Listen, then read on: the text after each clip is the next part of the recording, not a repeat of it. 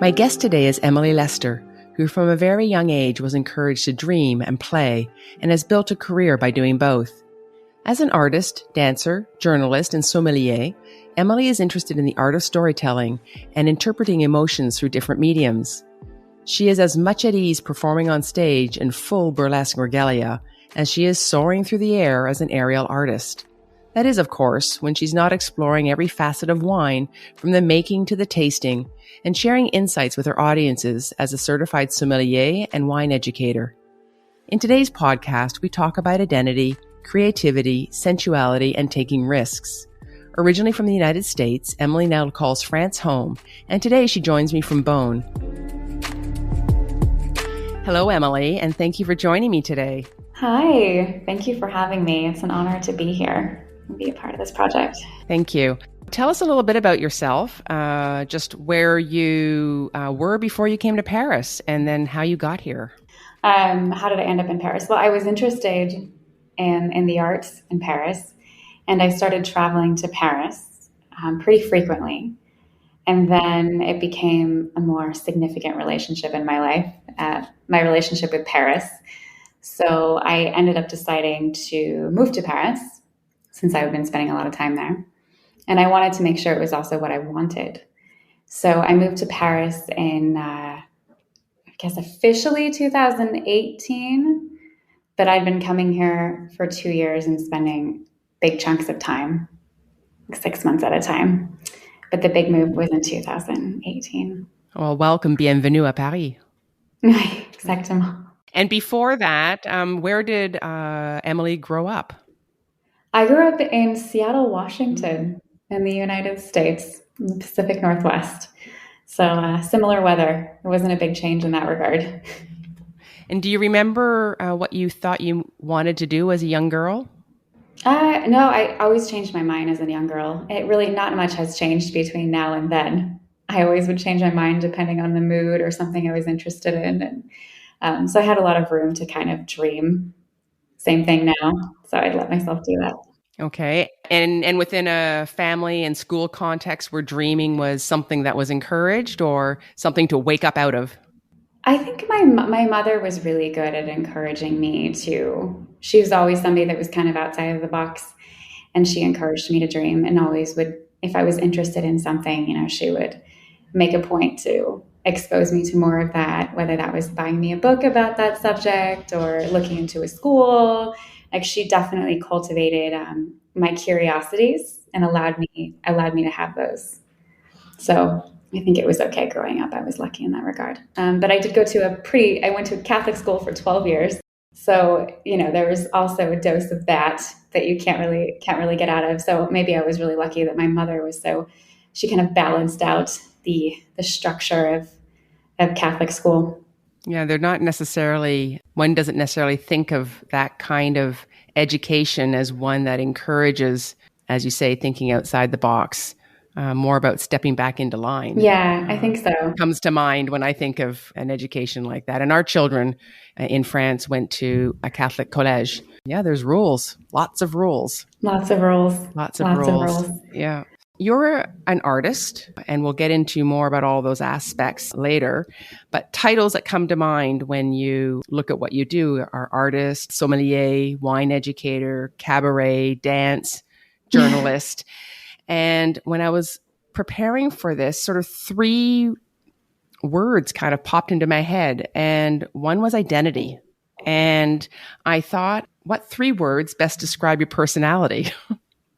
Oh, wow. That's a great question. Well, it's interesting. It's interesting you say identity. I don't know if I'm not going to answer this question completely, but you had me thinking about something. So I'm just going to kind of go on that thread. Absolutely. Because I think that's part of it.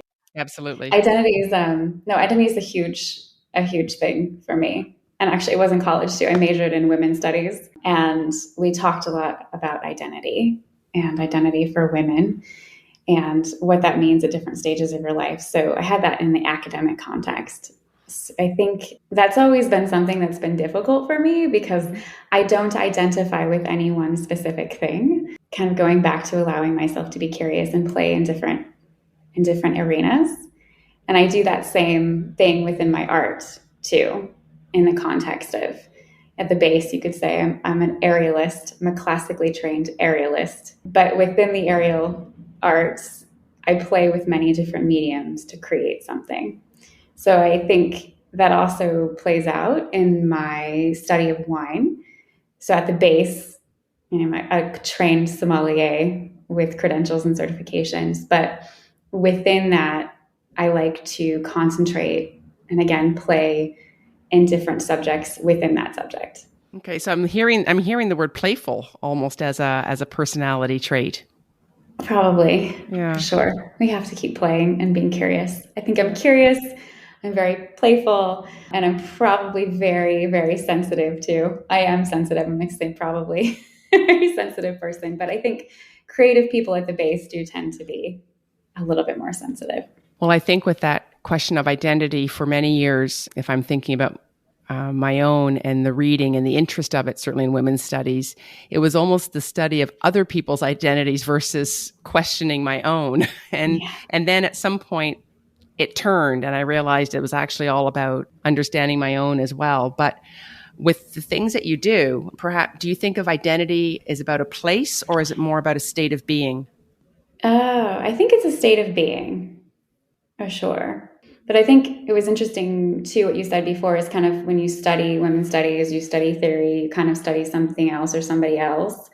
But I think what's interesting about that is if you're in a place in your life, or maybe even a physical place or something is more quiet and you have more time to examine that within yourself, with being exposed to the knowing how to do that. So we'll use women's studies, for example. And then kind of circling back to the question you just asked to, is it a place or is it a state of being? I think certain places help you explore deeper parts of your own identity. I think moving to France for me, I never really identified myself as an American. I knew I was American. I was born in America. It's where I grew up. But the pieces of being American and how that was an innate part of me definitely became much more apparent as I had time here to examine that. And I think that's actually one of the reasons why I stay. So the reasons why I came to France are very different than the reasons I continue to stay here. And a lot of that is because I feel like I have space to examine myself more and whatever that may unfold. So I think it's kind of both in a way. Mm-hmm. Well, I think of place. Sometimes I'm from Canada, and when you're in a place, you don't necessarily recognize that you're identifying as that place. And I have been out of Canada now many, many more years than I was ever in. And I've noticed that I'm actually a better Canadian when I'm outside of Canada, and I was a better daughter outside of the home. And then this state of other that we find ourselves in by choice, you have the ability then to start thinking about where you came from and then what that actually meant, or do you need to hang on to it? Is it something that matters? Or do you just take your body, and the body I want to come to as well in terms of identity, but is it just wherever you are? And I don't think unless you leave a place, it's as easy to even understand just how much of place is your identity until you realize it doesn't necessarily have to be. Yeah, I would agree with that. So again, with this idea of identity, because it's just intriguing, all these things that you do, how intricately they obviously weave together, but not at the first look. It doesn't seem necessarily that they're all as linked as harmoniously as they organically, naturally become once you start understanding a little bit more about what you do. But I'd like to know, do you connect your identity more through your body and how you feel, or through your head and what you do in all these different aspects of your artistic endeavors? That's a great question too. I love, you're making me think. This is good. I think recently it's more with my head. I think, but before it was absolutely more with my body. But I think that's a couple different reasons. One is that I think as I'm getting older, I see things, you see things differently in different stages of your life. And I think also because of COVID, and I had to change the way my daily life was. I was training and dancing, hours and hours and hours a week. So much of that was involved in my body. Whereas now it's much more in my head because that's not something I do as much anymore. So I think it's kind of been an evolution of both age and then time and those different pieces of myself. And can you feel when you're moving from one to the other? Feel like I'm moving from my head to my body. Yeah, Mhm. Oh, absolutely. you can. Yeah. Okay. Oh yeah. I think it's kind of, I call it a state of flow. I mean, I think a lot of artists call that, when you're talking about dancing in particular, a state of flow, or a different artist too. I mean, you're a painter, you're a musician. There's definitely a state in which you can get in when you're in your art where it is a state of flow, right? I think writers have the same thing too. I have found recently too, using different creative outlets, that I can try to reach a state of flow, but hasn't quite been to the level that I have when I'm doing aerial or I'm dancing. Well, it's because of the dance and the aerial, and I'd like to, if you could explain both, just so we have an understanding of what they are in your life. And in particular, I'm interested in the body as I've discovered in sort of speaking with artists. You have this sort of, it's almost like an innate understanding that your body is a form of expression and a creative form of expression, and being able to connect with it. Connecting to the body was something that I discovered very late in life, and only very recently. And I came from a place of being an athlete where it was always about, you would think about listening to your body, but quite often it was about overriding what your body was Yeah. telling you and not listening to it. It was about performance. So being able to connect to the body, I've noticed with artists and creatives, just seems like the most natural way of doing things. But for those of us who don't connect quite naturally to our bodies, it's an incredibly foreign concept. And so in your capacity as a dancer and an aerial, and yes, please do explain aerial, how did you get into that, and how do you connect your body with that? Well, it's interesting because actually I started pole dancing first Mm. before I became, I guess there's an aerialist. Some would say pole dancing is a form of aerial.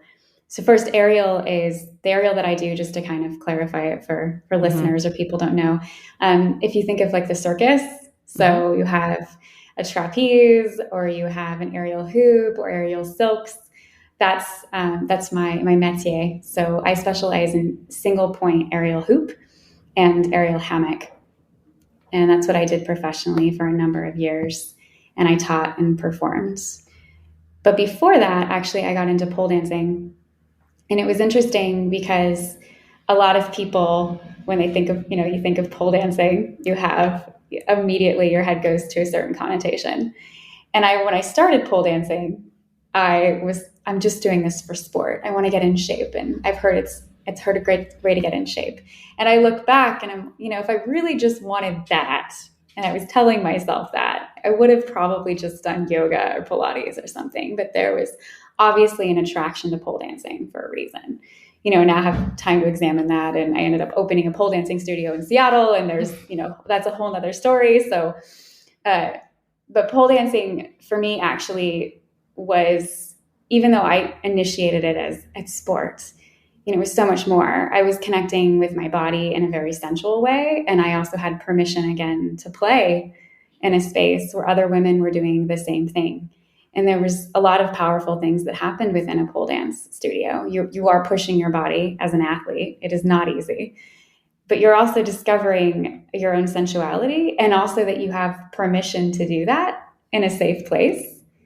And there's not very many places in the world where women can do that. So it was really powerful for me when I first did discover pole dancing, and it kind of was an avenue for me to be the creative that I am today. But that was my first kind of initiation. So when you think about connecting to the body, like you're talking about, I think there's different parts of yourself you have to connect with in order to really do that. And I think for me, connecting with my own sensuality and my own femininity actually was a vessel to be much more in touch with myself physically, and then therefore use it as a form of expression, and even just eventually processing emotions too. Paris Undressed will be right back after a word from our sponsors.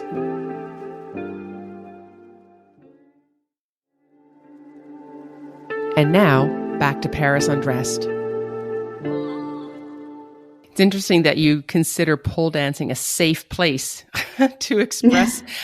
I think of a pole, and I can think of, I mean, a gazillion reasons why I would never get on one, in terms of just where the body would end up. If I ever tried to, and connecting to the body would be the last thing that would happen to me on a pole. I think I'd find myself in a million little pieces in a puddle at the bottom, with broken parts and all the rest. So there's something. It's interesting that you found it a safe place to even explore, sort of even thinking boundaries, sort of boundaries or limits, of what your body can do, and then because you're in quite a few provocative poses, yet always without falling into vulgarity. You're able to hold these poses, move the choreography, and maintain an elegance that I just don't think would be that easy to do on a pole. I think you might be surprised. Really? You might be surprised. Yeah, because there's, just like there's so many different parts to pole dancing, right? So we have something, a lot of what I teach to now is floor work, like movement on the floor. Okay. So transitioning to different poses or moves on the floor. And you can do that at the base of a pole. You can do it without a pole. So it's actually a very versatile sport and art form. But I think what we see in the media and what we think of when we think of a pole dancing, it kind of brings a certain image, but actually be very surprised. And it's what's really cool about pole dancing in particular is there's a progression, inside of a studio. And there also is a beautiful community as well of other people that are trying the same thing, and they might be in that space of vulnerability. And I remember when I did have my pole dancing studio in Seattle before I sold it, I would tell my instructors, remember what it was like the first time you walked up the stairs to the studio, like how scared you were. You don't know what you were going to walk into. You thought the exact same thing that you just said. I'm going to be on the floor. It's going to be terrible. But the courage that I had to just take the first class and to meet other women that were doing it and to even just spin around the pole is really powerful in and of itself. And I think when women have the first class, the first experience in that regard, it can maybe even become addicting. Because then I'm going to go back and take the next one. I did that one spin. I met that one girl, and that was a nice experience. So I think that we have to not be as limited in the way that we look at pole dancing. Well, I know I feel in Paris and in France, and I live outside of Paris, but there's been a renaissance of pole dancing. I don't see that connotation anymore. That might be something for, I don't know, professional Moulin Rouge dancers for their training or something. It feels like something that's accessible to all kinds of women, and that the level of expertise is amazing. For Ariel, what do? Do you get a brochure one day in the mail? How do you even know what it is? I mean, I know Ariel is. Well, after you drink the pole dancing potion, and that's what happened to me. I really wanted a physical challenge too, more and more. So I ended up graduating from pole dancing not graduating because I go back to pole dancing every sometimes, but I ended up becoming very interested in aerial, and I loved to be in the air. So a pole dancing was just too fixed for me. So I was ready to go up in the air. And I started training at the circus, and I had a coach, and then I ended up competing, and I ended up kind of infusing my experience with pole dancing and everything that brought me, and the sensuality and the movement style that I got as a result of pole dancing. And I infused it into my aerial work. So the way that I work with a hoop or aerial hammock, which is the tissue aerial, is much more sensual, and I love to infuse that with my femininity and the things, my emotions, and all of those pieces into a circus apparatus that is not necessarily, when you think of striped pants and the circus and jumping around and clowns. I kind of infused the two things together, and it's kind of where I'm at now. Okay, so where do you do all of this? You need you need a high ceiling. You do. Yes, you do. So I I mean, before I moved to France, I had a studio space of my own, as I mentioned. I ended up selling my studios and settling in France. And part of what I did when I first came here was I taught. So I taught aerial hoop and aerial hammock at a few different studios in Paris. And those are also the places I trained. So I was able to, forge my little life here and find my community here and my fellow artists. So that's what I did, and then I'm in Beaune, and I'm starting to train here at the circus. So it's all another another chapter. Okay, so the Ariel and the wine are still very much circling around each other and through and Perfect. Yes, I thought it was very fitting to have the circus surrounded by vineyards for me. It seems like the right spot. perhaps one more question about identity. Part of our identity comes from the influence of others, and who has played an influential role in shaping yours? I would say with a couple different people. First, I think, and first and foremost, would be my mother. My mother struggled a lot. She raised my sister and I alone, and she struggled actually with some mental health problems as well. And she worked really, really hard to raise my sister and I through all of that.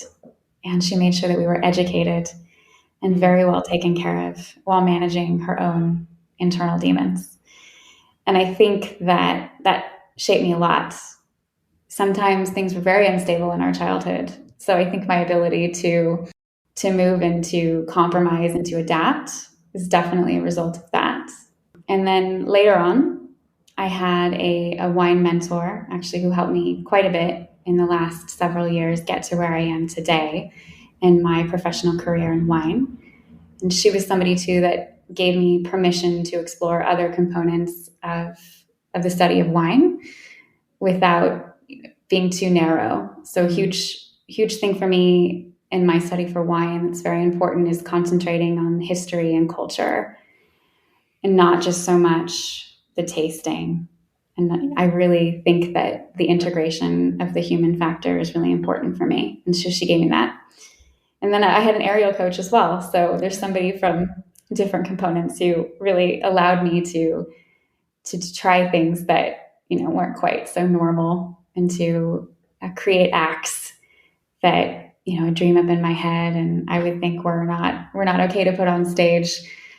And later she's like, no, you should put that on stage. That's okay. So I think all of them have just given me permission to be who I am. Maybe that's the common thread. What a lovely reference of people who have played such an incredible role in helping you shape your life and your decisions, and just the support of people and how that can just give you the nudge it might take for you to go a certain way. And when you were speaking about your mother, I just couldn't help but think that at the beginning when you spoke about how supportive she was in encouraging you to play, and with that juxtaposed now knowing that her life wasn't as easy as it could have been, and that she still had that strength and fortitude to want you to have a childhood and to continue to play and not sort of bring this cloud or a shadow onto perhaps any joy and play that you might be able to have. Yeah, it definitely took a lot of a strength on her part to be able to do that. So I'm grateful. Yeah.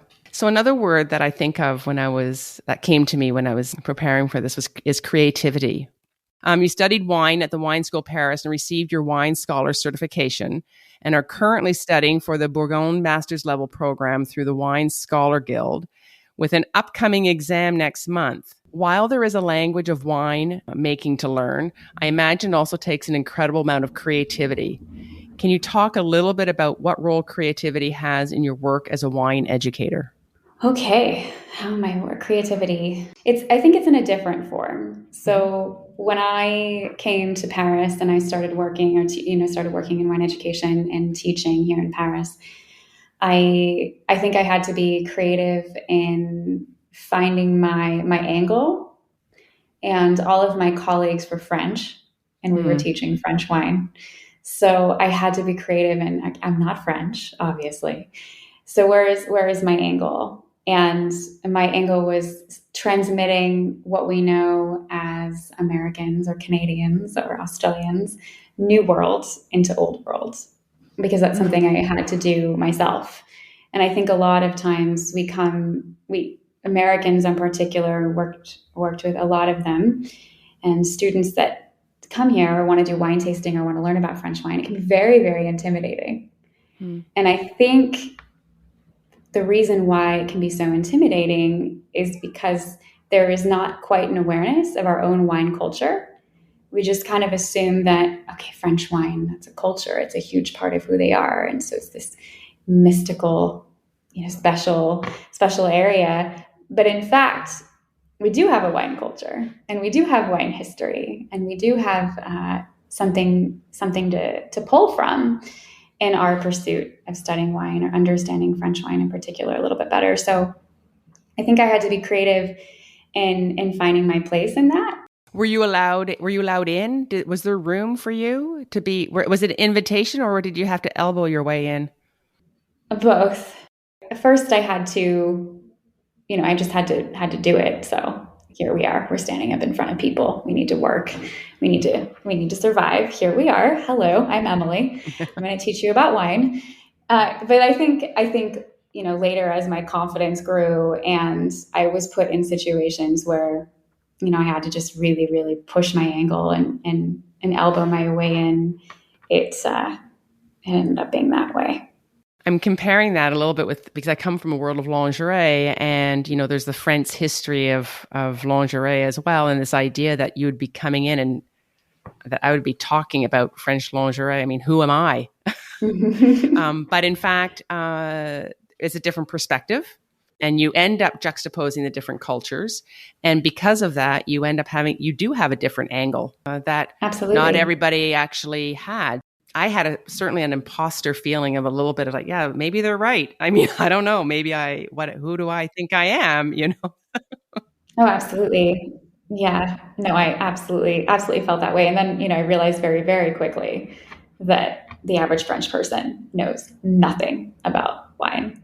So I did realize that, the same way that we in America think, oh yeah, this is a Pinot Noir and this is a Malbec. They're just going to say the same two appellations. It's just no different.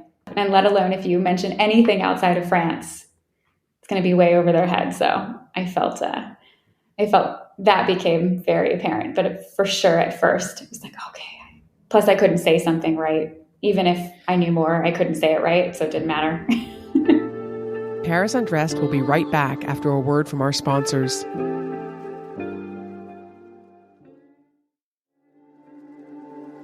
And now, back to Paris Undressed. And so did you know about wine? Was that an early part of your career, or was that something has that been a recent level of expertise? That's been in the last 5 to 6 years is where my career in wine has really took off. And it was here in France. So I did go to the Paris Wine School and did my advanced WSET training. And then I returned to the US and I did my French wine scholar at the Pacific Northwest Wine Academy. And then I returned to France and I started working in wine. Okay. And you mentioned teaching. Was teaching something you gravitated towards easily, or was it just, I need a job, so I'll start it and I love it? Or were you born to be a teacher, or both?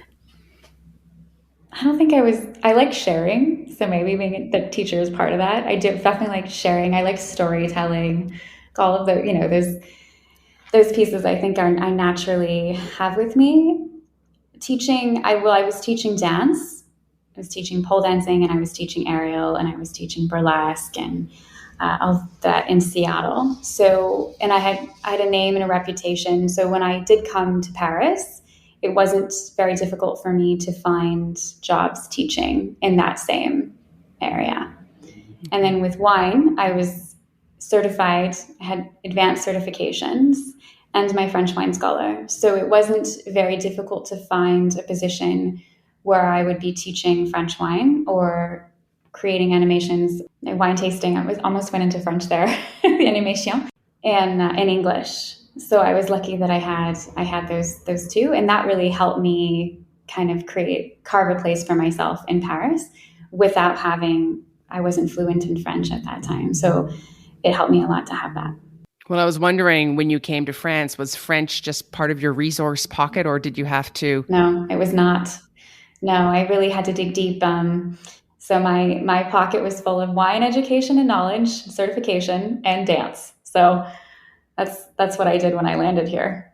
It's still what I'm doing. And learning the language as you go along, as life Exactly. experiences show you. So dancing, of course, is also deeply creative. And what is it about dancing that nourishes the creativity within you?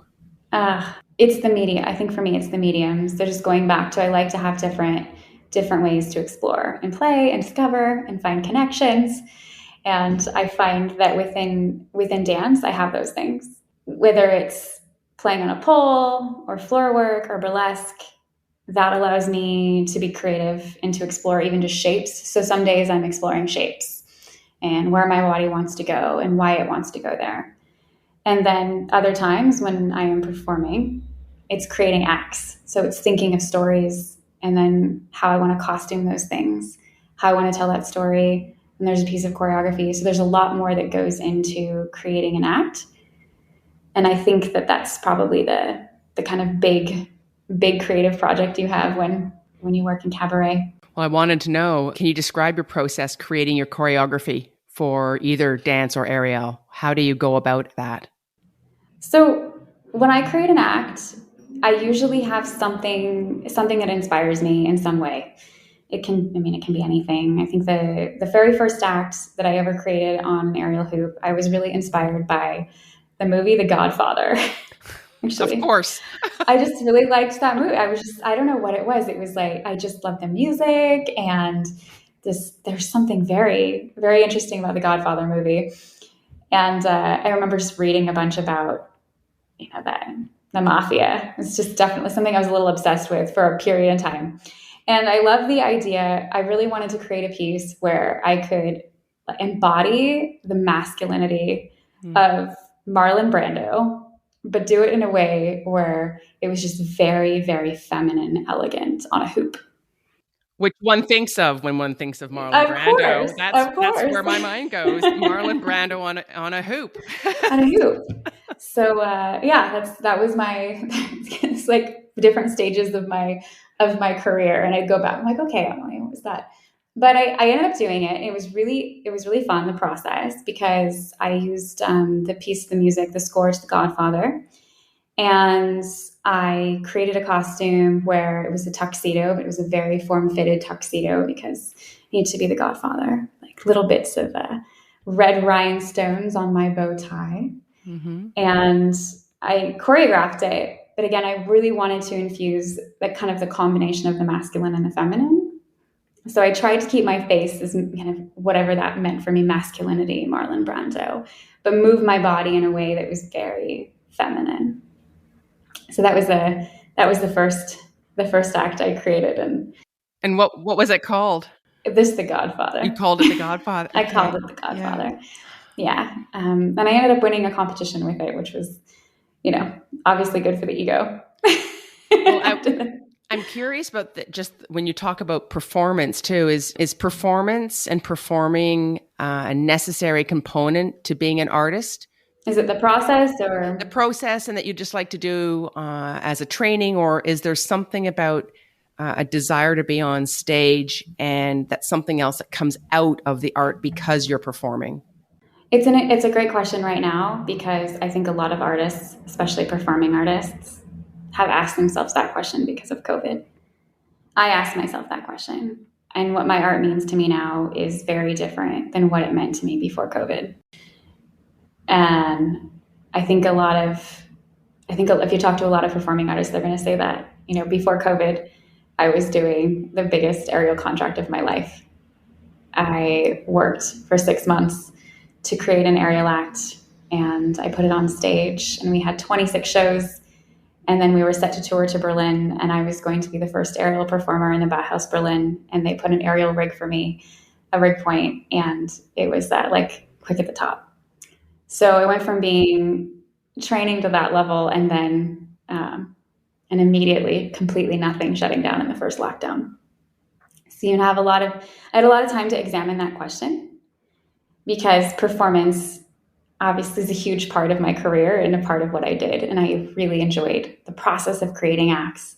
But there is something magical that happens on stage when you have an energetic exchange with an audience and you're giving them something. And uh, absolutely, it's something I miss. I think it's something that's very important. But it did force me to connect with a much deeper part of myself and think about the way that I do train and practice and think about what creativity really means to me. Because I had to be creative in other ways to satisfy those parts of myself. So I think it's a little bit of both too. You know, I think it's an interesting question to ask. And I think that this period of time it will be transformational for artists, performing artists. Well, I write, and that's a very solitary occupation, but I'm thinking of performance a little bit like a deadline. You know, there's nothing like a deadline that actually you step up differently. And Absolutely. I'm thinking about that as stage. And the idea of performing for me would just be, I mean, again, it just makes me tremble in fear. But I think I'm understanding there's something that happens because you have to show up. And then when you do, and the community that's there on stage, or the costume, or the light, or the public, yeah, the energy changes. And guess what? You do too. Exactly. And the deadline does that. My writing suddenly changes. You know, suddenly there's something else is there because of the deadline than wouldn't have been there had there been no deadline. And I think you also, when you made me think of this, is when you're trying to tell a story with, let's say, a performance vignette like aerial burlesque, you also have to think about whether or not the audience is going to get it, right? Are they going to understand the message I'm trying to send? What am I doing to send that message? What am I trying to convey? So asking yourself, what is the mood? What is the tone? How do I deliver that? How do I make sure that that's what they're getting? What are those colors of the costume? What is the choice of music? What am I doing with my face? All of that has to do with how another person will interpret what you're doing, right? So that is very different than if you're just, you know, when I'm dancing on my own and training on my own and moving around the floor and processing emotion and all the things. It's the very different, a different aspect to it. And what do you do that you decide is implicit? And then what do you do that you decide, well, no, that will be explicit? You have to have this kind of dialogue with yourself. Finally, it's like, no, actually that's the part that doesn't matter. Turns out this is the part that does. And so we need to, yeah. And you don't necessarily know that until you really have to, put the rubber on the road. So the other word that came to mind when I was reading all about you is the word risks. Okay, of course. And all these connections between all your various artistic endeavors. And so, of course, selling everything and moving to France was a risk. Ariel is a risk. And the entire wine industry is one big risk for everyone. So I was going to ask you if you consider yourself a risk taker, but of course you're a risk taker. But do you think of yourself as a risk taker? Probably. But I mean, yes, I am. But it's interesting because I have a spiel about this. So I actually think that there isn't a huge difference between risk and sacrifice. Okay, continue. Because if, let's say, you know, when I remember, it took me a long time to decide. It took 2 years to really decide if I wanted to sell everything and move to France. You know, I like put my feet in the water, travel, and like to really this is a big risk. I have a studio, I have a career here, I have family. This is a big risk, right? But then not taking the risk would have been a sacrifice. So did I want to sacrifice possibilities and ways in which I could grow and be inspired, or maybe fall a little bit? I was lucky that I did have enough support. So like if it didn't work out, what would I do? Just go back? Okay, I'd be okay. You know, there's a lot of people that don't have that same level of support. And then, you know, going back to sacrifice, I could say I was sacrificing all of those things to come to France. But you're weighing those things. So to me, risk and sacrifice are kind of one and the same. It just depends on the way that you want to write the narrative. And maybe somewhere in those 2 years, Well, became that crossroads where, in fact, you realized that you couldn't not go. Yeah, exactly. And that's not as perhaps as obvious at the beginning. You think about everything, all those reasons, the noise of of the why nots. Do you have any risks that you've considered too risky to do? Oh yeah, but I don't know Okay. if I want to talk about them on the podcast. Maybe not our first one. We'll have to come Maybe back not and our first we'll have to do one. we'll have to do an après ski. Exactly. It's Paris Undressed after That's hours. No. after hours, exactly. The PG version for now, so Yeah. we'll stay with that. I was thinking about solitude as well in terms of artists, because there's a lot of time alone before we get in front of public, even if we're writing for public, performing for public. And I came across this beautiful quote by Colette. So I'm just going to read it to you and would love to be able to talk about that. There are days when solitude is a heady wine that intoxicates you with freedom, others when it's a bitter tonic, and still others when it's a poison that makes you beat your head against the wall. And I thought it might be interesting to explore this association of solitude and a heady wine, because I hadn't thought of wine before in solitude. I'm familiar with solitude, but I wanted to, let's just talk about that for a little bit. I do know that quote. That's a great quote. You know, what comes to mind actually for me is, is the first confinement actually, and that I'm a soloist, so I solo. I rarely do I perform in create a group act. Usually, it's a solo act. So there are a lot of artists that work together, musicians. And I think if you're a writer, it's very different than writing with somebody or writing on your own. So I'm kind of in that same category. And I think when you were reading that, it did make me think of the first confinement, because there were definitely points where I was very, very creative, and I was really in a flow, and I was alone, and it was intoxicating and beautiful and necessary. But there was also some very, very dark points, right? And that especially coming off of that contract where I was just around other artists, every night. So it's different. And then just the wine nerd in me, immediately goes to, what I was talking about this last night with my partner, the different wines that kind of for me represent different emotions.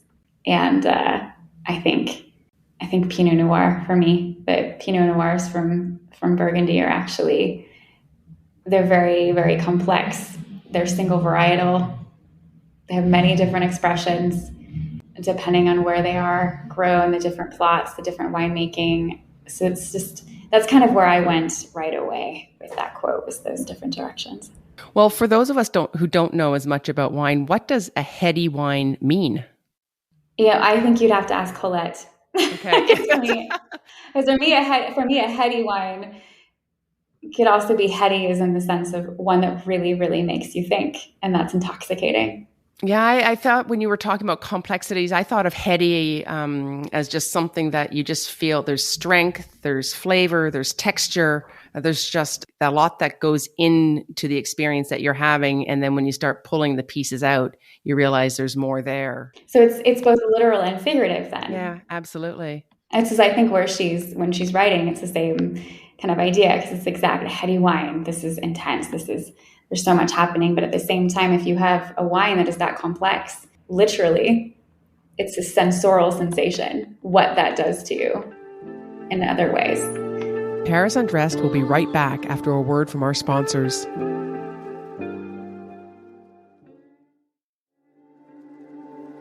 And now, back to Paris Undressed. And that sensorial experience, which leads us perfectly into sensuality, which is the femininity and sensuality. And I'd like to look at that in your aspects as a dancer, as a wine educator, and as a journalist. So as a dancer, what has dance and movement taught you about femininity and sensuality? It's taught me that that I'm naturally that way, and that it's okay. That as a woman, I am a sensual creature. I feel things very deeply. I'm an artist, and sensual movement has taught me that that's actually really okay. And in fact, it's really healthy. And as a sommelier, wine educator, what has wine taught you about femininity and sensuality? That it is a very male dominated business. And it is not okay to always be 100% who you are. Hence why I compartmentalize sometimes. And that the industry as a whole is definitely, it's not as progressive as one would hope in that regard. Or as one might think. I wouldn't have thought of it necessarily as being a male dominated industry. I think more and more we have a lot more women. I say male dominated. We have a lot more women working in wine, which I think is fantastic. But I think it's also, it's not always okay to be both, right? So I think a lot of times as women, we think, okay, I'm an academic. I want to be taken seriously.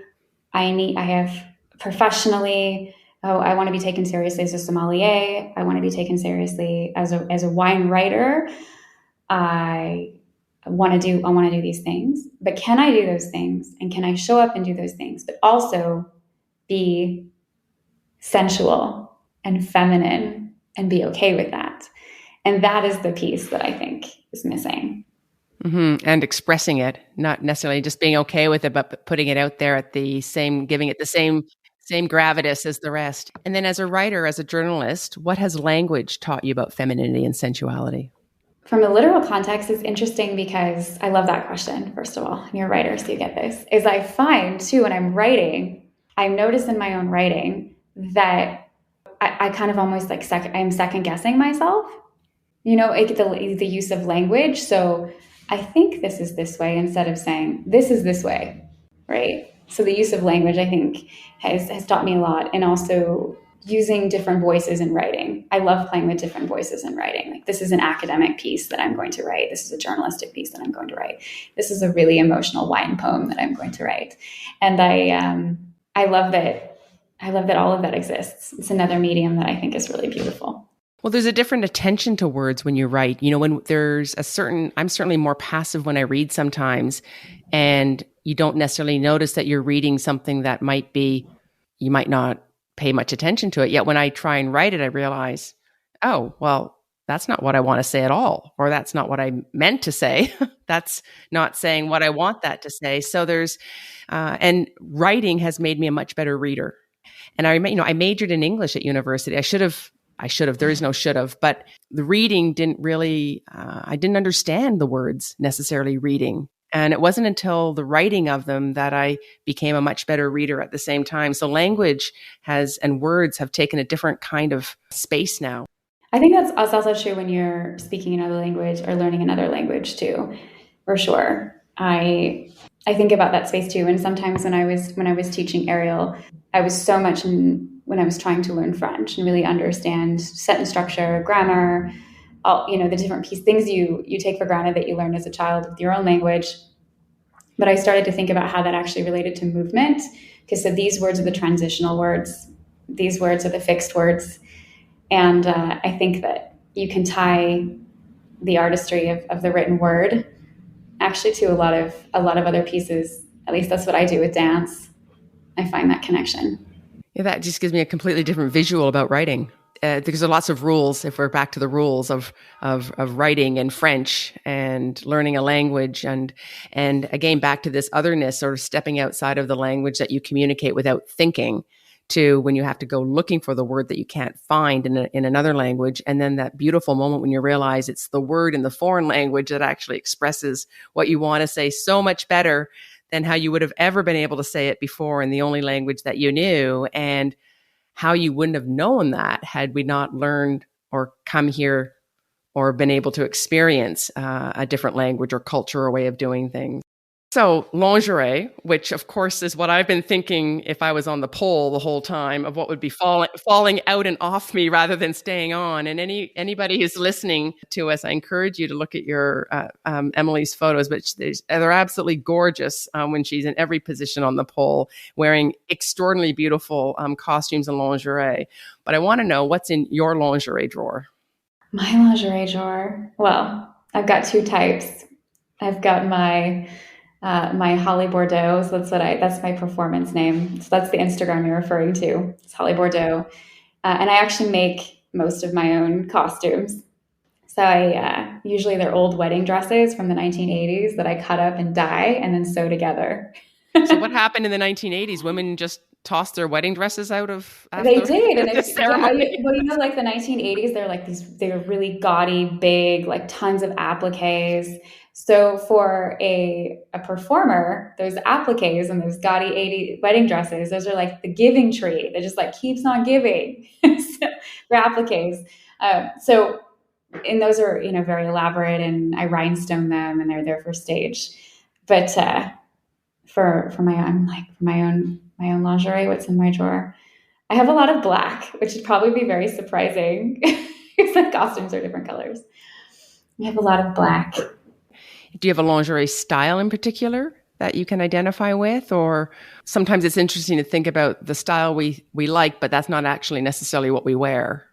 That's a good point. Yeah. So I definitely love, and this is probably no big surprise, I love classic vintage style lingerie.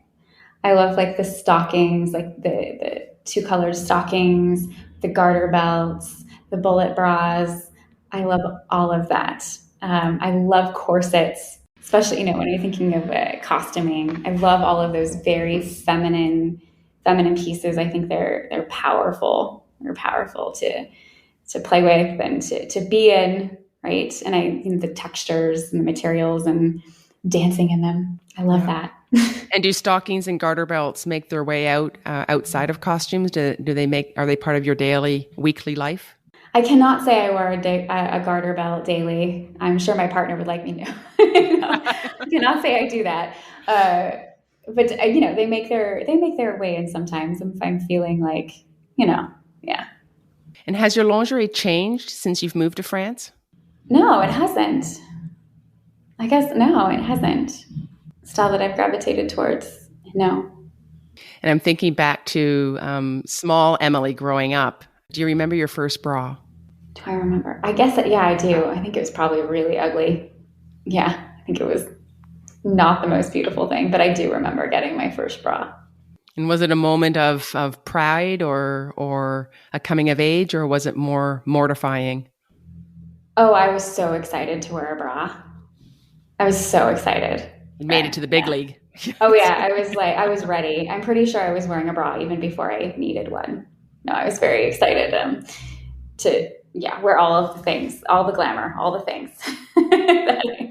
Well, recently while trade shows were still going on before COVID, at the International Lingerie Trade Show, some of the brands had started doing aerial as part of their way of showing the lingerie. And I thought, well, that must be a great testament to bras that move with you. What do you look for in a bra and a pant when you're out there wearing just two pieces and trusting that every body part is going to move in the right way and have the clothes move with it?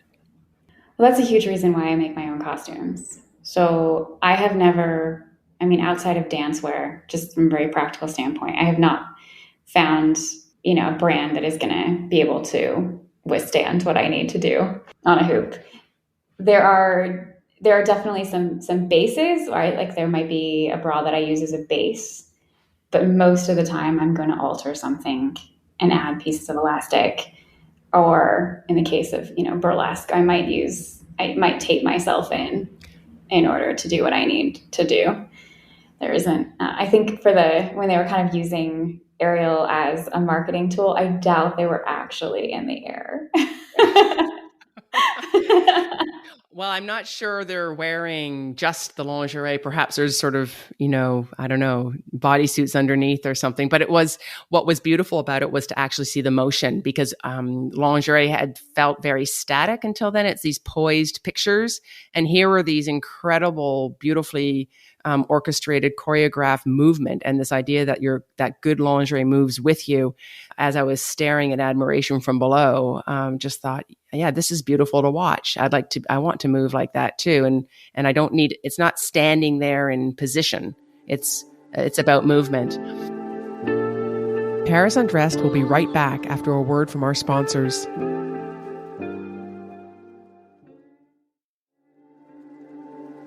And now, back to Paris Undressed. So if you weren't a sommelier, writer, dancer, creative, what might you be doing? What else would you be doing? I don't know. Who knows? I really just kind of do what I want. I was just thinking, I was thinking scuba diving might add, I don't know, there's something maybe, there's just so much. What would I want to do? I think I'm really interested in geology. I might be a geologist. Okay. To be kind of nerdy. I don't know, probably something like that. Another lovely learning curve to combine organically with the others. And are you salé or sucré? Oh, I'm absolutely savory. Oh, right. Yeah. And your favorite savory treat? My favorite savory treat, probably like pomme perdu. And what would you pair with that? A Montbazillac. Well, when we meet in person, that's what I would like to have with you. We should absolutely have that. That sounds delightful. Okay. It would be wonderful to meet you in person. And what are you curious about right now? What am I curious about right now? I'm curious. I think I'm just curious about this new chapter that we're all kind of in, the post-COVID, the sense of self, how all of that is going to transpire. Probably not the only one thinking that. And how all of that will actually impact the arts too. I'm very curious about observing people and observing expression post-COVID. Well, thank you very much, Emily, for joining us today. It's been a delight. And where might listeners find you on social media or elsewhere? So I separate the two, but you're welcome to follow me on both or whatever you're interested in. So if you want burlesque, cabaret, aerial, all of those pieces, that's on Holly Bordeaux on Instagram. And I post videos and different things that I'm doing on there. And I'm also teaching feminine movement workshops in Paris once a month.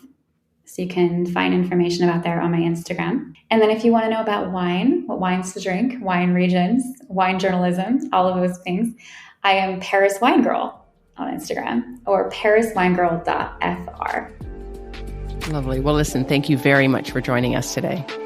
Thank you so much. It's been my pleasure. Follow Emily and her passion for dance on Instagram at Holly Bordeaux. That's spelled HOLLYBORDEAUX.